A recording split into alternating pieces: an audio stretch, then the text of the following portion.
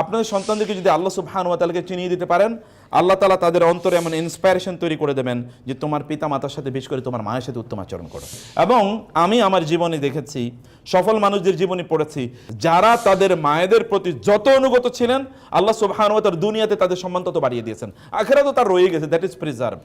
আমি বলছি যে আমাদের প্রাইম বা আমাদের প্রধান এক নাম্বার দায়িত্ব তো হচ্ছে আমাদের সন্তানদেরকে তাদের রবের সাথে পরিচয় করিয়ে দেয়া, তাদের রবকে যেন কোনো অবস্থায় তারা না ভুলে যায়। এই কাজ আমাদের এক নাম্বার কাজ।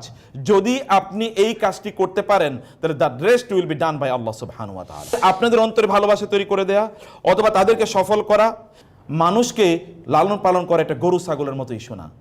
গরু ছাগল অথবা প্রাণীগুলো সন্তান জন্ম দেওয়ার পরে এরপরে আর টেক কেয়ার করেন, ওগুলো এমনিতেই চলে। মানুষকে লালন পালন করা একটা গরু ছাগলের মতো ইস্যু না। গরু ছাগল অথবা প্রাণীগুলো সন্তান জন্ম দেওয়ার পরে এরপরে আর টেক কেয়ার করেন, ওগুলো এমনিতেই চলে।